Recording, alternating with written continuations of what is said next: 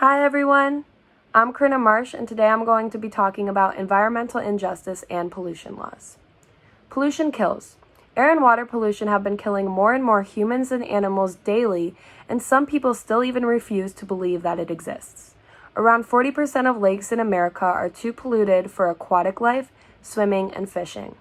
Pollution kills over 1 million seabirds and 100 million mammals annually.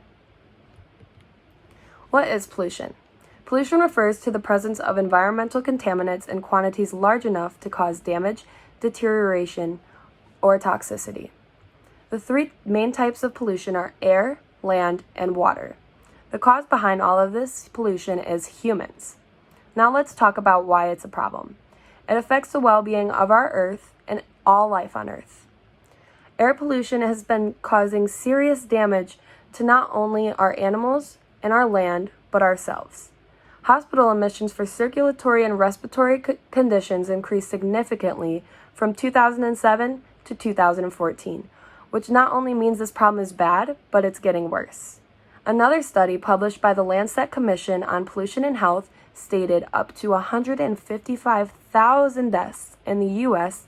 a year could be attributed to pollution itself.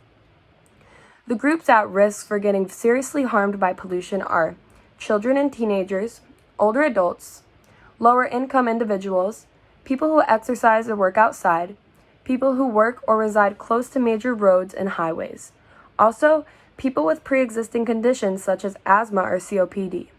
Do you or anyone you know fit into one of these categories?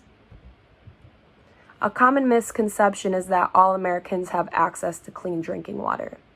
According to a scholarly article discussing drinking water violations and environmental injustice in the U.S. stated, several area-specific studies have found that minorities and lower socioeconomic status populations are more affected by drinking water violations than other populations.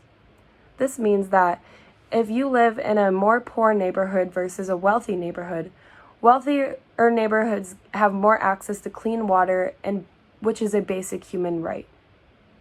In Flint, Michigan, there has been an ongoing water crisis where the citizens have been exposed to abnormal amounts of lead in their tap water, and this problem has been going on for years.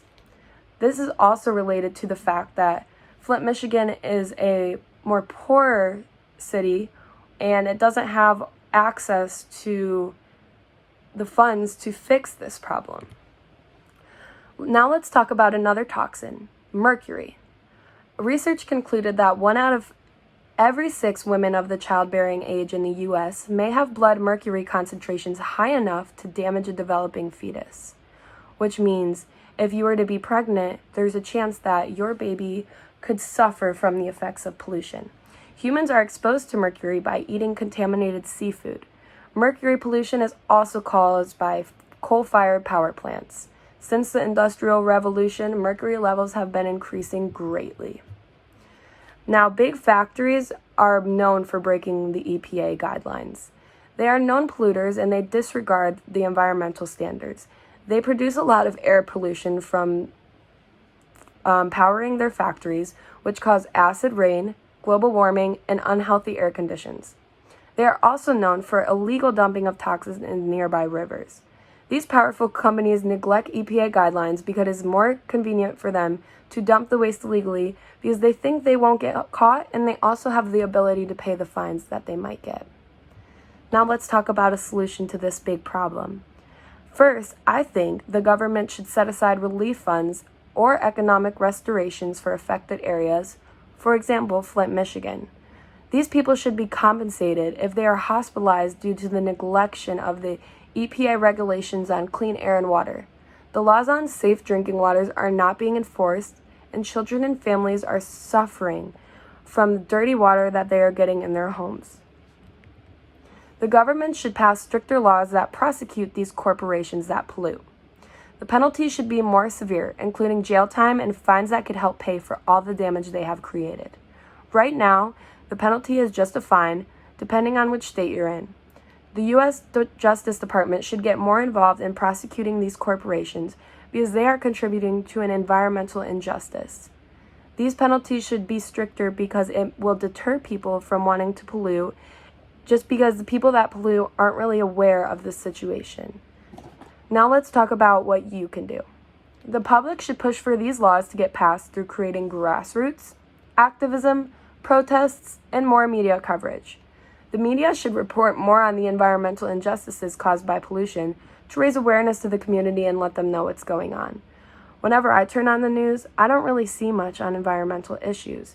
It's just not covered as much, and I think if we got the media more educated on this problem, I think it would make great help for this. In conclusion, our environment is very important. It's a symbiotic relationship. If we take care of it, it will take care of us. Environmental issues are important, and you could start the cleanup of our environment today. We're excited